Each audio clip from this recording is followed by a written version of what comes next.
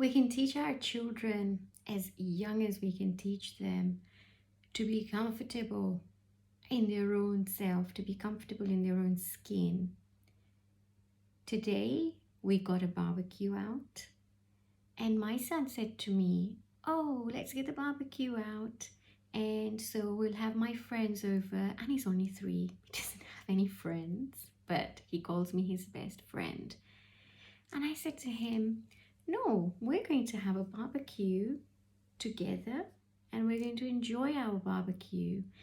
And to teach him that we don't have to live in relation to, but yes, we've got to be comfortable in our own space. We've got to be comfortable. So to have fun, we don't have to have 10 friends over, or to have, so many people that we know and all of that. The fun begins now. So you might want to put your best cutlery, your best crockery, you put that on the shelf thinking, "Oh, when we have guests over." No. You are there right now. Drink from your finest glass, drink from your finest china. Don't live to impress, and live to express. So be the best expression that you want to be to yourself. And as early as we can, teach our children to be comfortable in themselves as themselves, and not have to seek validation from others and how others respond to them, the higher their self-esteem will be. Obviously, this is a very big topic, and I'm just giving a very general overview, but to enable a child's self-esteem, we've got to keep validating them ourselves as parents, caregivers, and the more that they have of that, the more secure they will grow as adults, less needy, and not seek validation. So when your child, for example, gets is really excited about something, be excited for them. When your child says to you, "Mama," starts crying, and if you say something like, "Oh, don't cry, only babies cry, don't be a crybaby," you're teaching the child to suppress their emotion.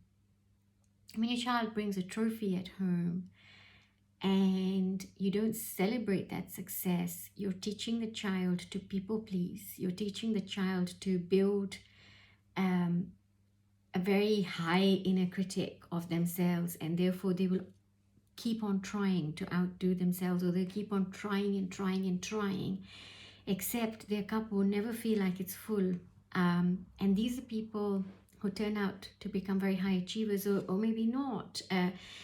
And because achieving anything really is when you achieve self-mastery. Otherwise, any success that you have doesn't really count, because as long as that success is still wanting of something, there's no success in that, is there?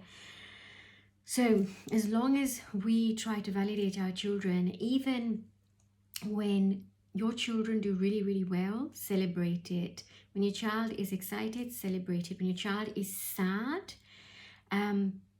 give your child that space. Be the container that they want you to be. You might want to cry, you might feel like really, really showing that emotion, and as soon as you do that, the child might not feel safe to express, because the child doesn't want to hurt you. The child doesn't want to see their parent feel so affected. So it's a really, really fine line with the way that we create their self-esteem.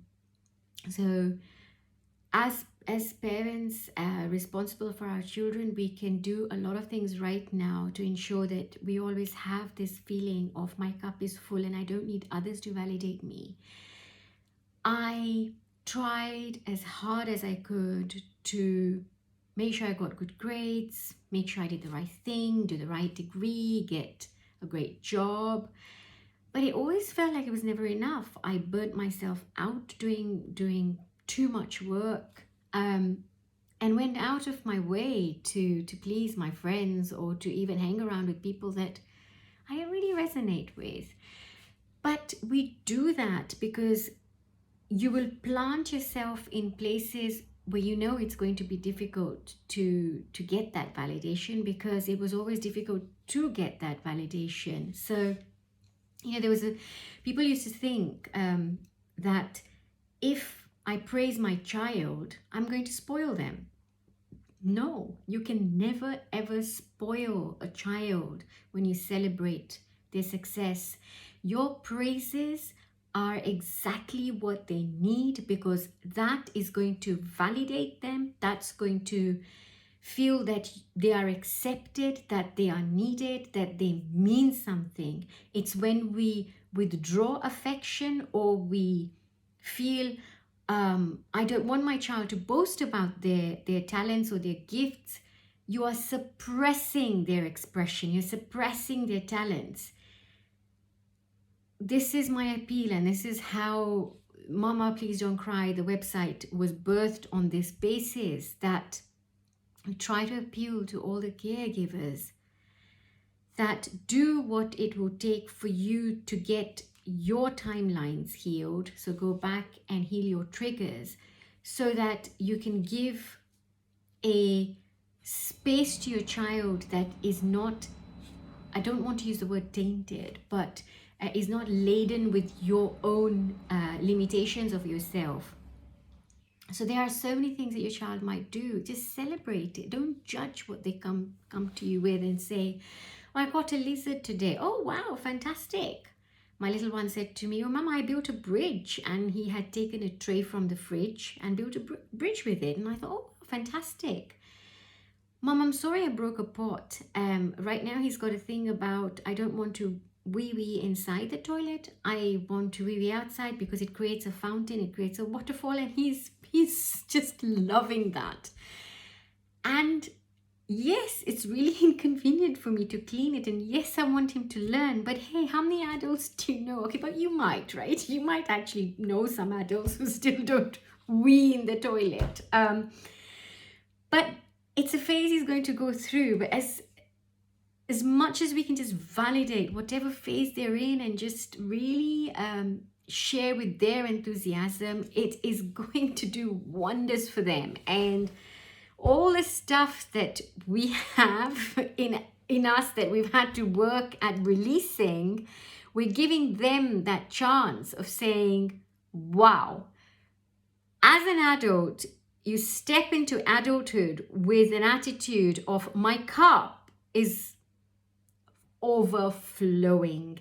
And when your cup is overflowing with all these good memories and all this is amazing place that you have grown up and have felt all of these wonderful experiences, you will attract exactly those things. Because anything that happens in those first few years, when your brain is still developing, it acts as your map for the rest of your life. And guys, to remap it and to actually get all the crap out, it's as most of you know, it is a darned task. I mean, it is really, really difficult, because our brain is stubborn. Our brain doesn't get rewired that easily. Although there's a in neuroscience, there's a thing called neuroplasticity. So if those of you are interested, please do have a look at that.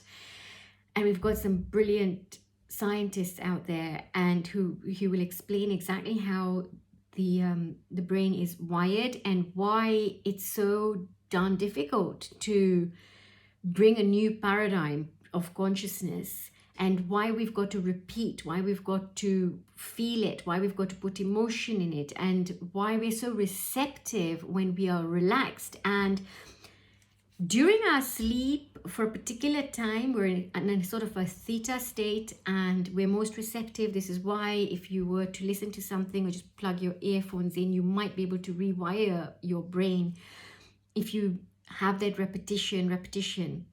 It's a bit like if you listen to a particular song at night, and you might wake up playing that song, or something that impacts you will stick in your brain. So guys, without further ado, please love your children as much, because when you fill their pot of love, they will never need anyone to fill that and instead they will just share their love and meet another full pot